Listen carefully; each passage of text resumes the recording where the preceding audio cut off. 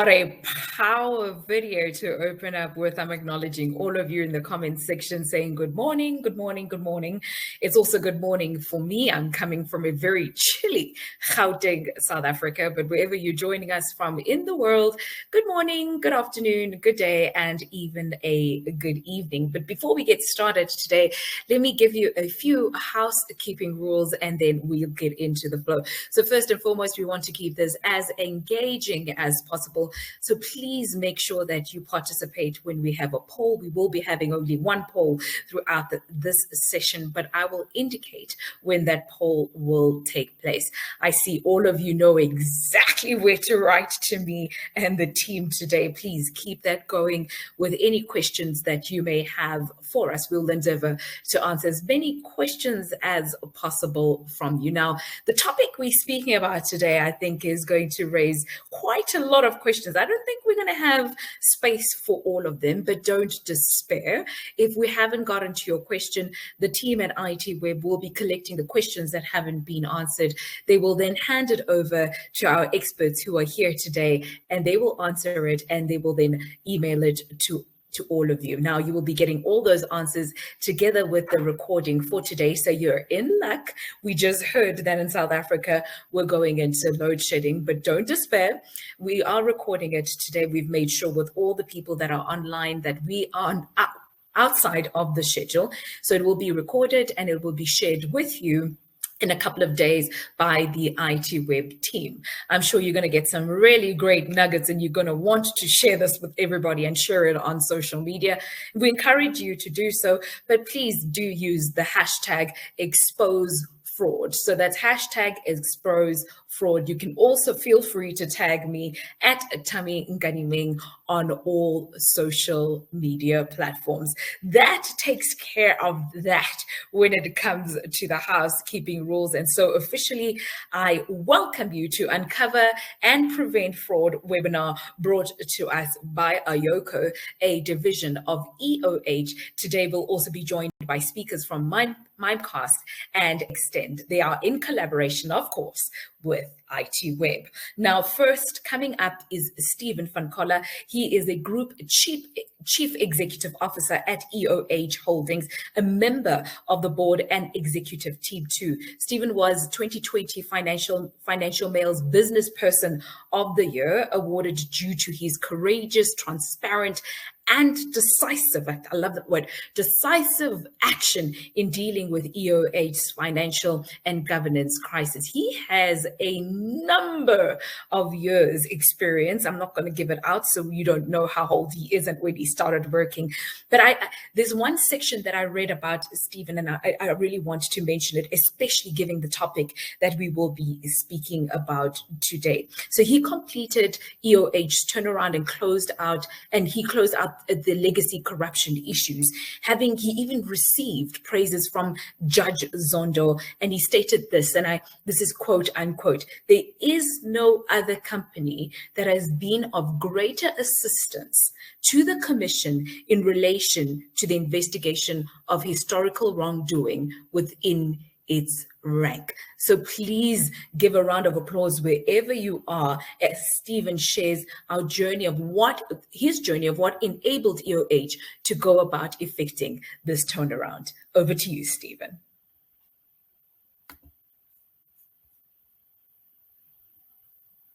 Oops. There we go. Thanks very much, and thanks for that introduction. That's very kind of you.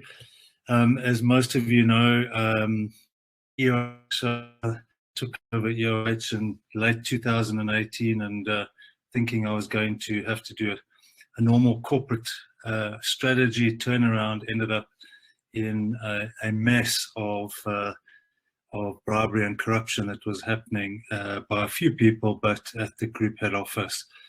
And I suppose this is just really about our story, how anonymous whistleblowing and email archiving tools were key tools in our turnaround.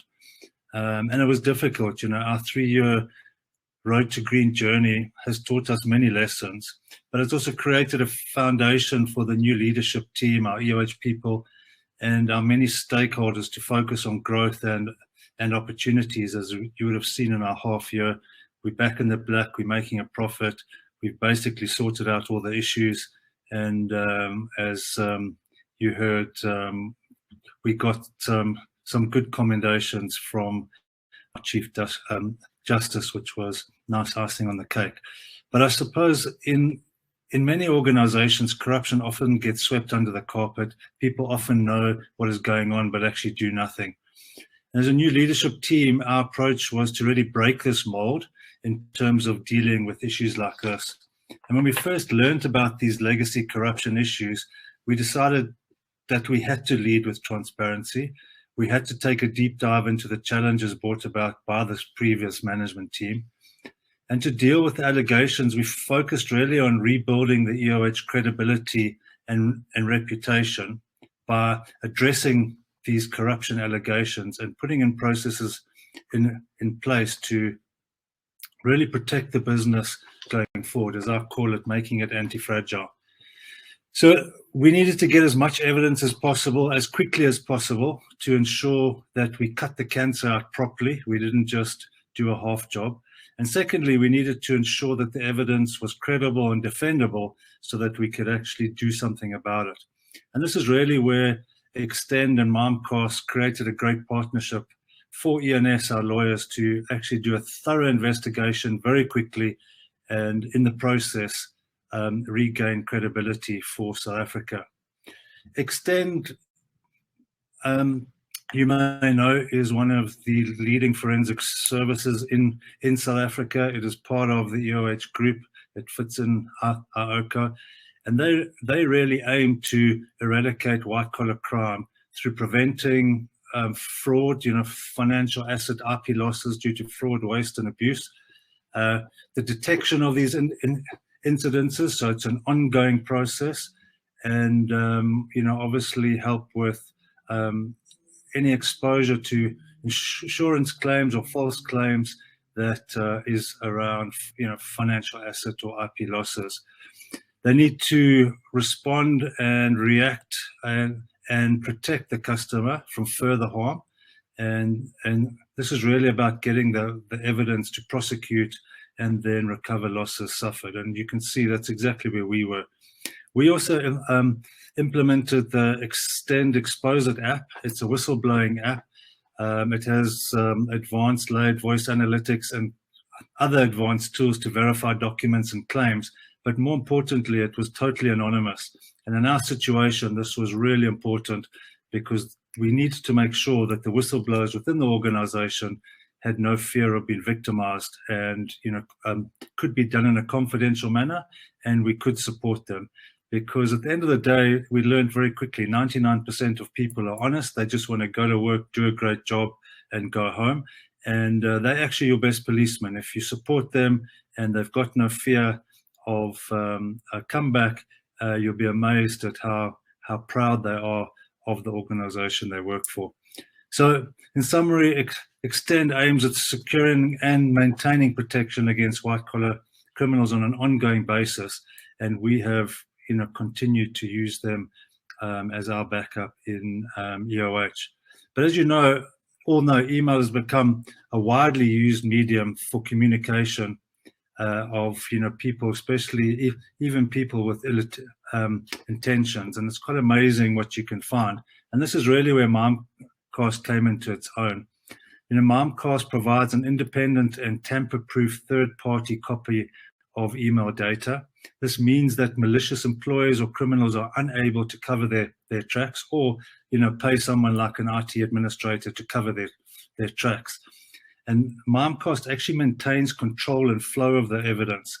So having a system where both the archive and the e-discovery are integrated makes it very easy to use when finding and securing digital evidence in civil, criminal, or internal cases, because you can actually use key search words. It comes very quickly. You can then follow the chain of all the emails, do further searches, and it's really important that these results come fast, in seconds rather than minutes, hours, or days, so that you can really get early insights as we had to build up our cases. It's also critical that a digital evidence is capable of standing up in court or in a disciplinary, whether that's for criminal, civil, or internal proceedings. And certainly for us, Mimecast has proved its value in multiple real examples that some will be covered by other people today, but certainly for EOH, we've got given that evidence into the Zondo Commission, into the SIU, and that's really what ENS has been doing. You have to be careful with digital evidence trails because they can be modified or deleted, by malicious actors on a normal email system. And this is really what we had to be able to prove, that these were real email trails. They were tamper-proof, and they weren't, manufactured. And I think this was really, really important. And so if you can lock in the evidence, even past the date at which it's programmed to age out of the archive, it's really important. We found very interesting evidence that was just by chance because people used their home emails and that, and then it sticks there and it's always there, and that gives you, some surprising evidence at times. But anyway, I mean, the results were telling. In 2019, this forensic investigation by ENS began. We gave them unfettered access both to our books of record as well as our email server, Mimecast, and they very quickly found evidence of a number of governance failings, including unsubstantiated payments, tender irregularities, and some unethical business practices, primarily limited to what we called at that time the public sector vertical team that was at group, and obviously multiple players in it. You can't be corrupt by yourself.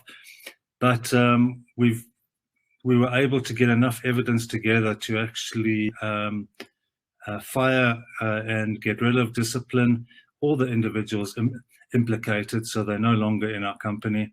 And this was really important because we needed to show that our customers and everyone that we'd actually cut the cancer out, we'd dealt with it, and we'd put in proper processes going forward. So we continued to engage with the authorities. ENS, obviously, being at the front of it, we wanted to make sure that there was no suggestion that management could manipulate or change or be light with information, and this is why the board, which I'm part of, gave ENS this, front and leading role. And the result of it is, half year, we're back in the black. We've solved most of our problems. We've got one or two left that we're dealing with at the moment, but I'm pretty confident by the end of the year, we'll be back as a normal, 100% normal company. We're about 95% there.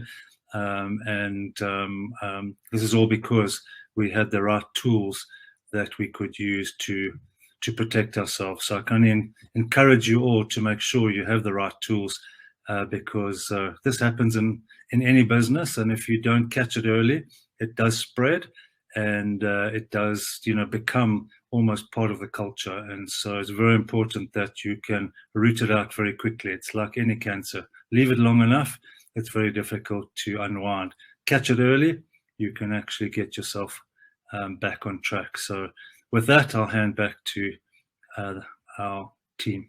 Thanks very much.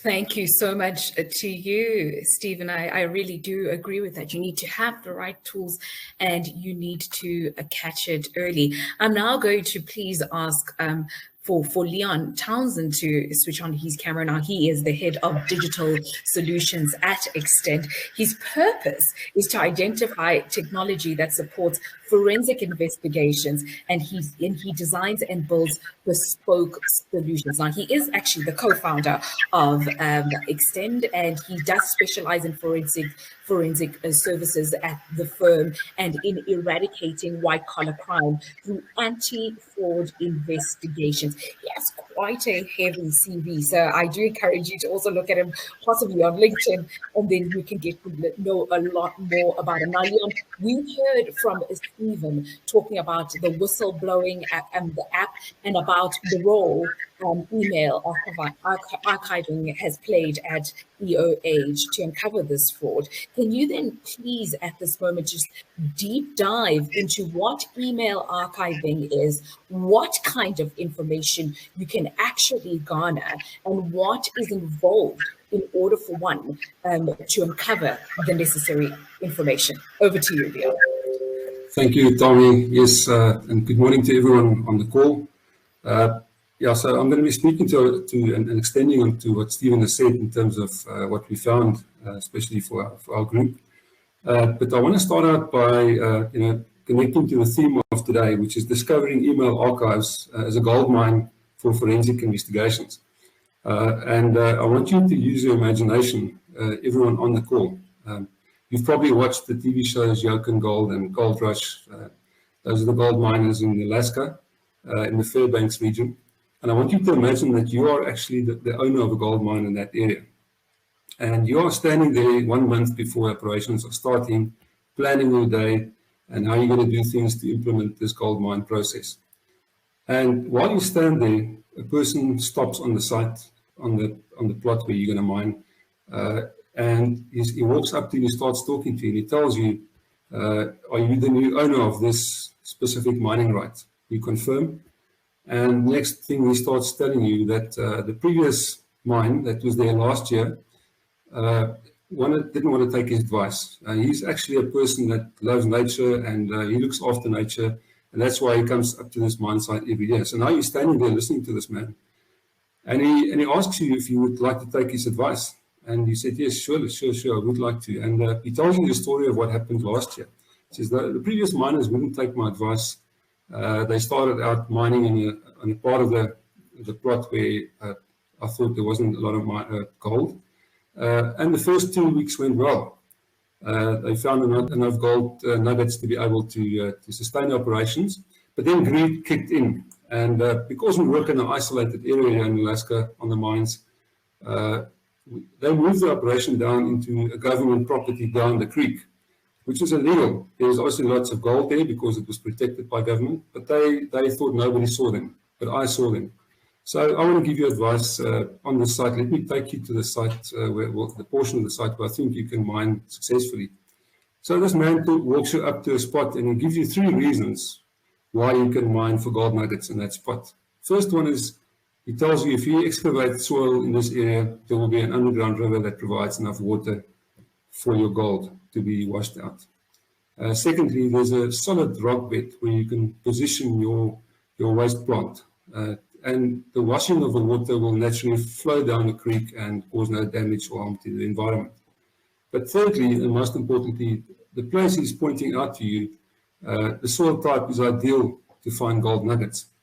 And he turns around and he walks away. So there you stand and you realize, but this person never gave his name to you or a telephone number. He just disappeared again. And now you start calculating, and you convince yourself to trust this person because he spoke with such conviction. And you calculate that given the limited resources that you have 1 truck, you have 1 wash plant, and you have 1 excavator, and you've employed resources that are expert and experienced on those plants. And your window of opportunity in Alaska is basically 3 months to mine of the year.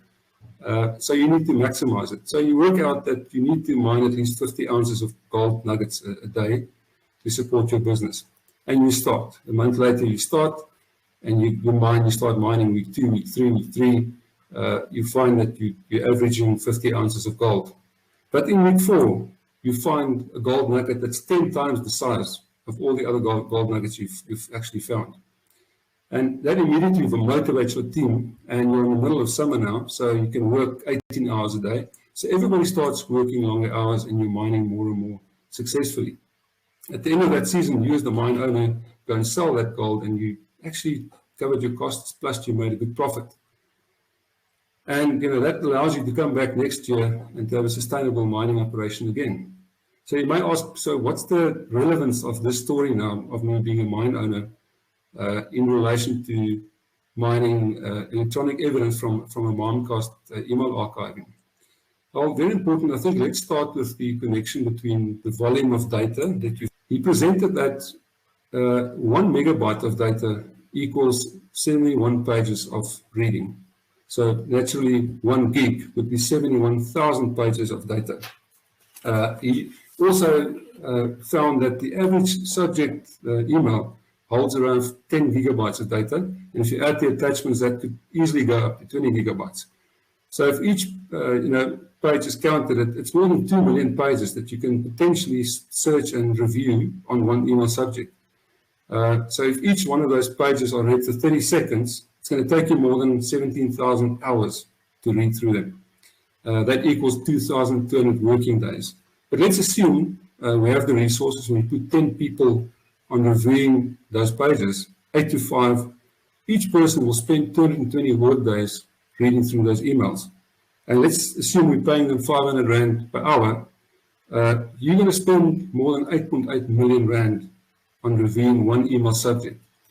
Now, I'm sure you'll agree with me that there's no organization that can afford that and that will ever do that. So that's where many people give up. They say, well, if that's the case, it's not worth keeping all these emails in archive, or, we'll never find all the information that we're looking for.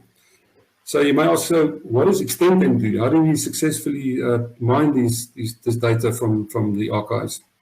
Well, we've obviously developed quite a unique technique over the years. It starts with a keyword or phrase list that we construct as we go. And we incorporate that into a dictionary that we've built up of many years of searching for electronic evidence. So a library is important and experience is important. But on top of that, we also have experienced people. Now that's, if in relation to the mine, that's the person with experience on the truck and on the washing plant and, driving the excavator. You've got time pressure when you do archiving. You can't sit forever doing it. So you need people with experience, skills, and knowledge of the subject to be able to extract information properly. So sometimes if you do narrow down searches, then it's obvious that you're going to miss some critical information. But as Stephen said, emails can't disappear when they sit in the archive. So similar if you to mine gold this year and you don't find all the gold nuggets, when you go back next year, there's more for next year. So you can always go back and you will find information as you progress in your searches. The third critical component for us is our whistleblower. The whistleblower, in our case, is probably responsible for 80% of our success. You've seen the video of the Exposer app at the beginning of this discussion, and it's completely anonymous. So we find that whistleblowers are willing to provide us with lots of information. They communicate with us completely anonymous, but we find lots of information to start off with. So when you build your keyword and phrase list, you start with specific detail that you were given by the whistleblower or by the internal audit department or legal compliance department, whoever provides the information to start with. It gives you a starting point. So at least you're not going to just go and sit in front of an archive and say, where do I start? There's a good starting point. So how do we create these keyword and phrase lists? Obviously, as I said, we start with our reviews with information provided by the whistleblower. And then as you search, you find email addresses, you find people's. We also use that dictionary that I've mentioned earlier. So we also, while we're busy reviewing, do look at attachments. Attachments are that gold nugget that's 10 times the size of the average gold nugget. It's been a great source of information to us because, once again, inside attachments, you can find things about organizations, banking details, purchase order numbers, invoice dates, project names, people's names, and that will help you to narrow down even further to get to the really big nuggets. So as a last part of the process, what we do, as we find these emails, we export them from Mimecast and we start indexing them chronologically, because at the end of the day, you need to build a storyline. And the reviewer then goes through these emails, and if there's a piece of information that's missing in the indexing of those emails, we need to know that we have to go back and search for that missing link, that missing email that we still haven't got. So that's a crucial part, is the actual work post finding the email in the archiving. And then we draft a report, intelligence report. We hand it over to investigation teams. And often they come back with new keywords and new information. So you never stop at a certain point in time, doing your searches and building on your keywords and phrases. It's important to continue to elaborate to get to the circumstances of the actual allegation that was made. So before I go into the stories that I want to share through, the actual cases that we built on, you know, as you now think back about the gold mine story, a lot of the things you do when you do email archiving reviews relates to mining for gold. You start out with the empty piece of land where you can't see the gold, and then you get some insights from people that you didn't expect to receive from, and you start narrowing down where you search for the gold. And as you go, and you find more and more, you know you're in the right place, and you narrow it down, and eventually you get to all these nuggets that link up to each other, and it provides you with the source for further investigation. So the first story, I'm titling it Keyword or Phrase Lists Only Assists You Up to a Certain Point. Now in this case, we received a tip-off, anonymous tip-off in 2018 with allegations of corruption. For two things that happened. First of all, the allegation was that a supplier was appointed without going through the due process of onboarding. And secondly, that actually caused wasteful expenditure to the project. So what did we do? Stephen mentioned earlier, we were given access to a Mimecast email archive functionality, and we immediately started with our keyword phrases. We actually only had the project name. It was speculation over who the supplier was. But we could identify various email correspondence between some of the stakeholders on this project. So during our reviews, and this is really the point, one of the emails contained an Excel spreadsheet that was called Our Stuff. Now, Our Stuff did not relate to any of the project names, the names of the people, the supply names, etc. So clearly this document had to have some really good information for stakeholders and more projects to focus on. So as we narrowed down the searches on these projects, we discovered a lot more information. So in this story, who are the role players? And I think it's important to know how they interact with each other, because fraud is rarely committed by individuals on their own. It's almost impossible. If you think about emails, there's always a from and a to. So you start out with two people communicating about a subject. So employee number one, which was the kingpin in the story, he was actually employed at the company for 6 years. And in that time, he had various business development roles, which was critical. So he was close to the action in terms of allocating projects and resources and deciding which subcontractor and supplier would assist in those projects. He actually had 3 email addresses. And it's important why I mention the email addresses, because people make mistakes when they actually have multiple email addresses. And that's critical when you do email archive reviews. He had his company email address. Then he had a private email address, and then he also had another business where he was the active principal of the business. So obviously he was doing sideline business, and that's on the side note why it's important in your compliance process to actually do regular conflict of interest declarations, because if that was done, this person would have been detected long ago before he actually committed the fraud. So there's also the second employer I mentioned. Now important, how did he get into the company? He was employed by employee number one. And how was he employed? His CV was actually adjusted by employee number one to fit him into the role that he wanted to employ him in. And as it was, he actually promoted him 3 years later, just shortly before the scheme started, gave him a 15% increase, and without anybody else's input, he made the decision on his own, which is a further red flag for processes that people should not be allowed to make these kind of decisions on their own. There should be an oversight on it. But this person only had one address, which was his own company email address. Moving on to the suppliers actually, the first supplier was a long-standing supplier, and they were involved in a lot of projects. So their role was to facilitate agreements between the client, our client, and the other 2 suppliers and 4 stakeholders in this process. Stakeholder number 2, or supplier number 2, was a newly onboarded supplier. They were brought in to bring resources from abroad onto the project. And in the spreadsheet, we found, obviously, the names of their resources appeared in there. Their role was to actually then facilitate the money that was flowing in these projects and invoice supplier number 1 so that they could collect the money from our client on a monthly basis. Then there was supplier number 3, which was not onboarded as a supplier and had 2 active principals. And both these principals in those business had interest in each other's business.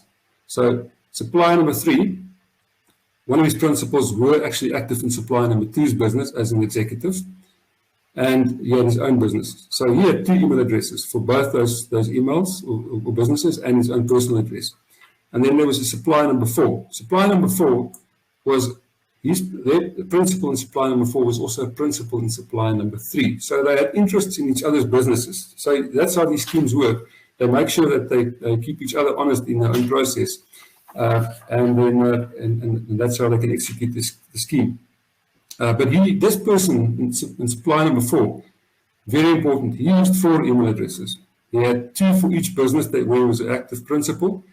Then he had a government email address, believe it or not, and he had a company email address. Our client's company issued an email address to him. So he could communicate as if he was in our client's company, or he was in government, or as one of the 2 suppliers. Which made it very, very good for the scheme. You could communicate from anywhere. Coming back to that document, what did we find inside this Our Stuff document? They actually had sheets explaining how and kept a monthly account, how the money was to be split up between all the stakeholders. Like the names of the people that were working in the projects, their hourly rates per resource, which additional projects were allocated to the supplier number 2 over time, and then supplier number 2 was also responsible for distributing the money, had the audacity to charge a cash handling fee, quite a substantial one, on a monthly basis on these projects so that they could make their bit. And then we also find a breakdown. This is probably the most shocking. Employee number 1, there was a specific sheet for him where the breakdown of how they were paying for a vehicle that they financed on his behalf and paid the insurance on his behalf. And then at the end, they also calculated what was the balance owed to him in commission. So he had to get a fixed price per month from all these projects, and then they deducted the vehicle payments from that. So how did the scheme work? Employee number 1, he prepared the environment for contracts to be signed between supplier 1 and 2 and our client. For his trouble, he bought a car, insurance paid for it, and he received the balance in cash. To show that greed has no limitation, he actually went and applied for a fuel card inside our client's business. And that fuel card was approved by his executive. So not only was he driving a vehicle through corrupt relationships, but the company was paying for his fuel. Then employee number 2 was copied in most of the correspondence, and he was complicit in the scheme by drafting the actual agreements between supplier 1 and 2 and his employer. So what happened later on, he started sharing in the spoils. So his name also started appearing in Our Stuff document, where they added on top of the already inflated rate, his part as well statements. Supplier number 4, his purpose was to actually finance the vehicle and pay the finance. So that's why it was needed to have more than one supplier to execute the scheme. So what lessons can we take away from this? First of all, fraudsters use their own language to hide important information. For example, the term Our Stuff had no relevance to any of the people in the projects or in the case. Fraudsters do make mistakes when they have more than one email. And like in this instance, they sometimes emailed each other by copying in the business address where the intention was to actually only use their private email addresses. So that's how we could pick them up. They would mail our clients' employees, and we would see it's coming from a private email address, but also to the business address. So it was in the Mimecast archive. The third lesson is organizations should all make use of some sort of archive system to automatically store all your email communication. It's critical. No user has access to delete any emails from Mimecast, for example. And that in this case, the searches were done by experts who understood the criminal justice system and the elements of crime, because the fraud scheme was quite complex, and to draw up the links, you have to understand how people think in fraud schemes. It's a task that's best left to qualified fraud examiners and experienced intelligence gathering teams. The second story I'm quickly going to share is called Source Document Reverse Searches. Now, what happened here was we were provided with an Excel sheet. We actually just started with the sheet. Our client's legal department picked up a transaction where they thought that it's strange that there were 4 invoices paid, but rounded numbers were used, and it was in excess of 5 million rand. So the suspicion was that the fact that they all rounded numbers didn't make sense. So we found the 4 invoices through our email searches and our keywords. They were actually attachments in 4 different emails. And that gave us information inside these emails to narrow down our search. So what did we find in these emails, these invoices? Because there's a lot of red flags detected inside these invoices. First of all, the service description was noted as 4 different phases of a project. That's crucial to remember. 4 different phases of a project outside the borders of South Africa. All these invoices were emailed for payment approval 7 months after the date of the invoices. Now, I don't know about many businesses that do that, but that was quite strange. And the invoice numbers were all in a sequential order, which told us that from a financial statement perspective or processing perspective, how would you have 4 phases of a project invoiced in sequence? Did you not do any other work then? And then, as it was, all 4 invoices at the same invoice date. And they were in fact rounded, the amounts were rounded, so that was valid. So what did it lead us to? We actually found the reason for these invoices was because of a sale of business agreement. Our client purchased an international business and they had a profit warranty that had to be met over 3 years or 36 months, and there were terms. So the terms were typically, if the profitability was reduced, they would be paid pro rata profits achieved. And should there be a loss incurred, the buyer would be entitled to repayment or of any cash or any shares to be transferred back to the shareholders. And also that there had to be no loans and liabilities in that period. The agreement also helped us to find further discoveries. We actually found that this business that our client purchased had serious cash flow problems in the 3 years. So how would they solve that? They went to the executive who were dealing with them inside our client's business, and they arranged with another trusted supplier to provide the loans during the 3 years. So the supplier paid over money to this newly acquired business over a period of 3 years as a loan. But the most disturbing fact that we established in this scheme was that the supplier, acting as the facilitator of the loan, has been supplied to our client's business for many years without providing any services. So that supplier was purely used to skim money from the legitimate projects on behalf of all the stakeholders in our client's business. So what lessons can we take away from this case? Well, first of all, when doing an audit on transactions, look out for rounded numbers. That's point number 1. Confirming or denying allegations requires effective electronic evidence gathering and investigation. So we had to build right from the invoice and work it back to the transactions that went prior 3 years to the business being purchased.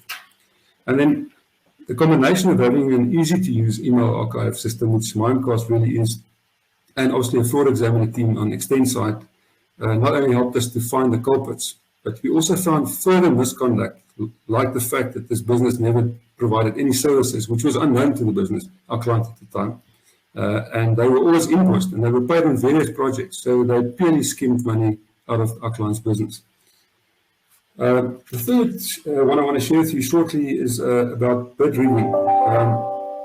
In this instance, our client was auditing their participation in tenders and projects, in various contracts across a range of projects. So we received an instruction to go and search for history on a specific RFP. And we applied our dictionary of keywords and we found 2 emails that were of interest. On the 30th of September, and I'm not going to mention the year, employee number 1 emailed 2 documents to employee number 2, which was his executive. Now, those 2 attachments that were in the email was, first of all, a proposed pricing schedule. It was labeled as DPL, and an RFP draft document. Now, in the body of the email, the following information was contained. They spoke about a specific bid, the name of a person who's also the author of this bid, this RFP, that's not an employee, requesting employee number 2 to actually work through the attached draft RFP document. And he actually highlighted specific clauses pertaining to the objectives, closing date, and terms of reference of the RFP that was worked through by using previous RFPs. So it's clear that employee number 1 actually drafted those terms and conditions using other examples. And he actually says in there, he kept the evaluation part as favorable as possible to our client. Then employee number one created a pricing document that he attached, and he asked his superior then just to copy and paste that into the RFP. So on review, we found this document was actually created on the license of the organization who issued the RFP, not by our client's business. So quite clearly, this document came from the outside in. Then on the 4th of October, which was 5 days later, another email came in. This time it was from the organization issuing the RFP, emailed to the executive inside our client's business. And it had two attachments. The one was the invitation to bid and the RFP document. Now, in reviewing that RFP document, we actually found it was a verbatim copy and paste of the first draft that the two internal staff members actually worked with. So it's quite clear they created the RFP, they wrote the RFP that's favorable to them, and they even provided the pricing schedule. So the key lessons we can take away from this specific case was that auditing your RFP processes proactively is an important strategy to protect the legitimacy of participation in RFPs first. And in this case, it was the primary reason for uncovering this scheme. So proactive monitoring of keywords or phrases in email archiving will detect unlawful collaboration. And for example, in this case, if it was done, we would have picked up that these two employees were colluding on writing an RFP that could have been prevented. And then thirdly, attachments and emails that are labeled by using abbreviations should always be treated suspicious. Like in this case, DPL had no meaning in the context of the RFP, but it was actually a unique pricing schedule that was copy and pasted into the RFP. And so we add these kind of descriptions to our dictionary to find people. Tommy, thank you very much. I think I'm at the end of my time, and those are the three stories I wanted to share today. Thank you so much, Leon. That was incredible to listen to. So thank you so much for sharing that with us. I think before I continue, I just want to let everybody know we are in load shedding as South Africa. So at the moment, so if it is lagging on your end, it's probably due to just load shedding in and around your area. Do not despair. We are recording the session. And if you're like David Ligalagal, I think it was written here, and may have not joined us a little bit earlier, we are recording this and it will be shared with everybody in a few days by the IT web team. So it's okay if you are having connectivity issues. We understand it is recording and we can see everything clearly on our side. Now, for all of you joining, I did mention that we will be having a poll. This is a time to get your fingers ready to please answer the poll question for me. I'm going to ask my team that's supporting me to please put up the poll question, but I will read it out aloud as well for all of you to please get the answers going. So it says, how likely are you and your team to explore using email archiving to uncover and prevent fraud? So how likely are you and your team to explore using email archiving to uncover and prevent fraud? 1 is extremely likely, 2 is very likely, 3 is somewhat likely, and 4 is not so likely. Please, could you enter that in for us? We're going to give you a few seconds and then the team will display the results for me and I will have a look at them.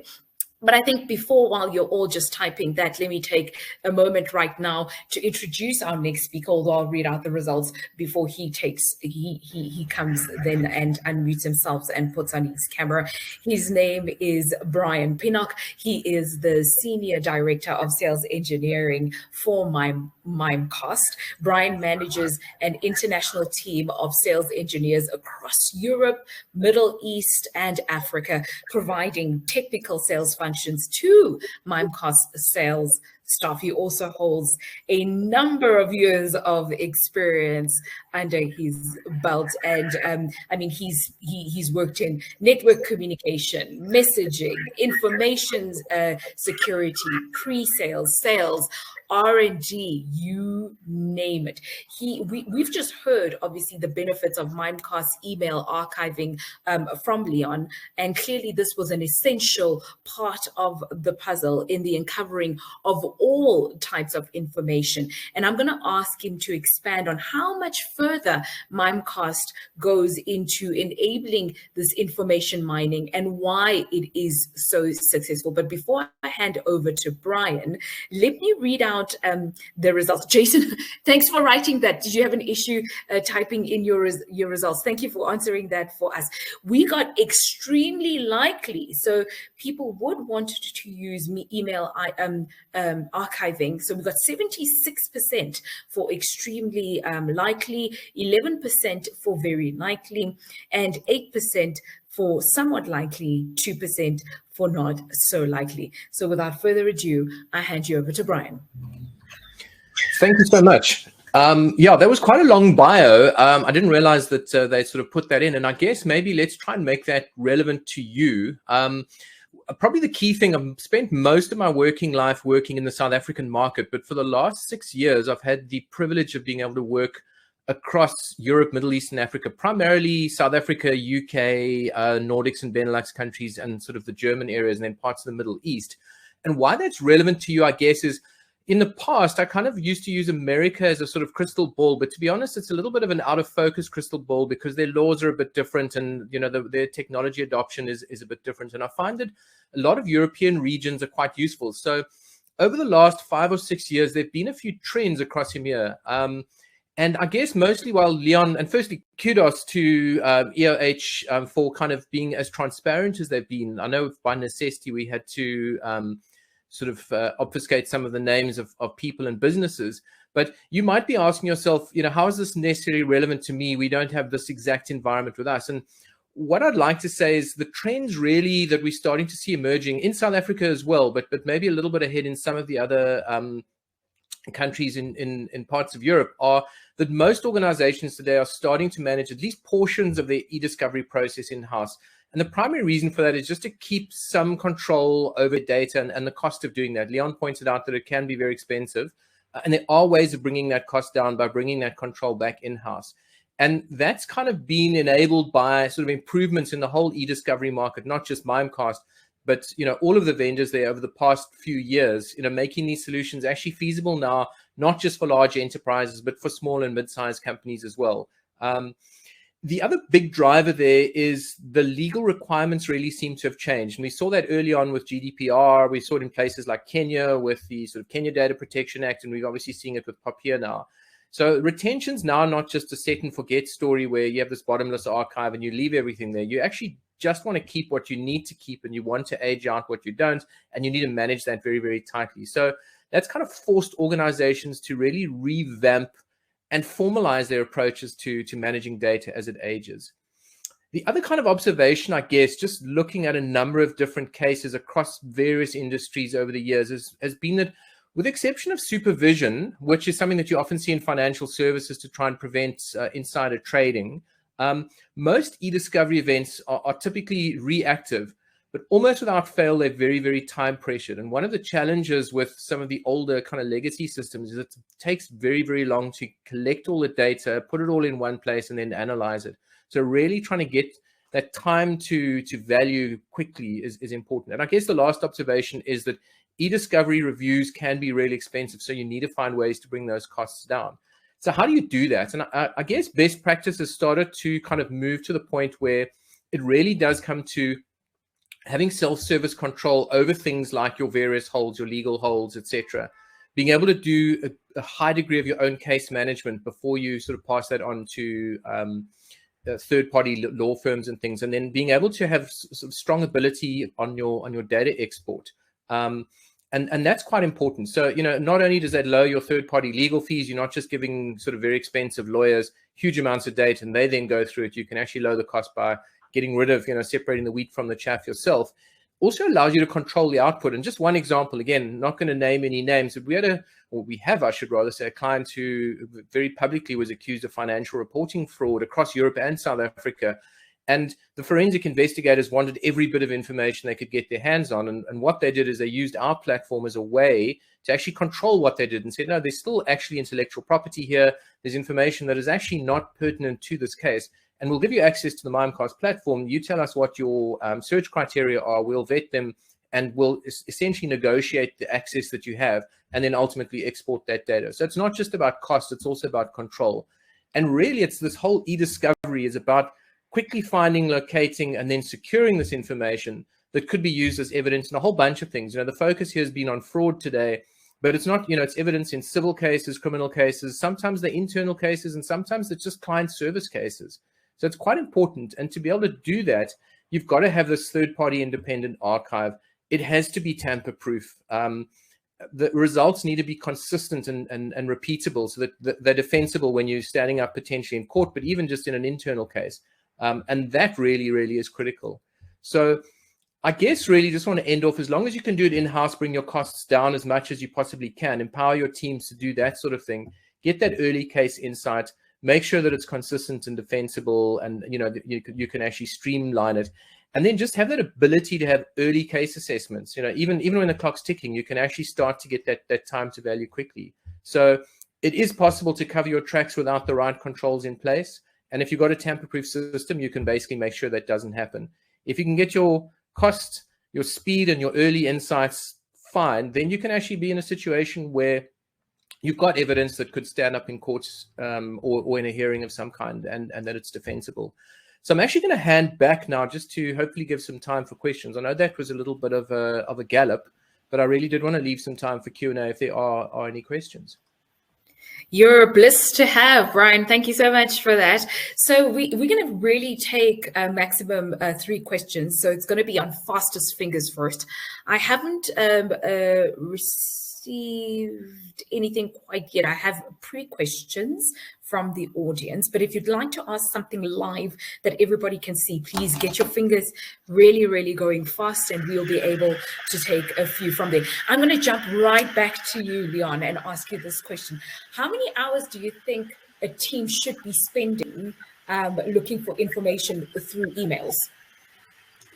Tommy, I think the first step is to be proactive and to continuously monitor. So I think if you had to allocate 10 to 20 hours a month looking for specific keywords, every business knows what their risks are and where to look for, well, at least what type of risks they have. And so if a team can monitor on archive those specific keywords and phrases, you will be successful in detecting some sort of abuse or waste. It's always more difficult afterwards. Once you found the initial emails, and then you really start digging down to the detail. And then, it's on a per case basis, depending on how large the volume of data is. Mm-hmm. Okay, we're starting to have quite a flood of questions, so let's try and get through the answers in as short as possible, but as succinct and comprehensive as possible. I'm going to throw this one to you, Brian. Who has access to the archiving? You as a client or Mimecast only? So it's very much you as a client. You own the data, and that's in fact the data processing agreement that you sign, and it's very much aligned with POPIA and GDPR and those kind of things. So it's very, very watertight when it comes to those sorts of things.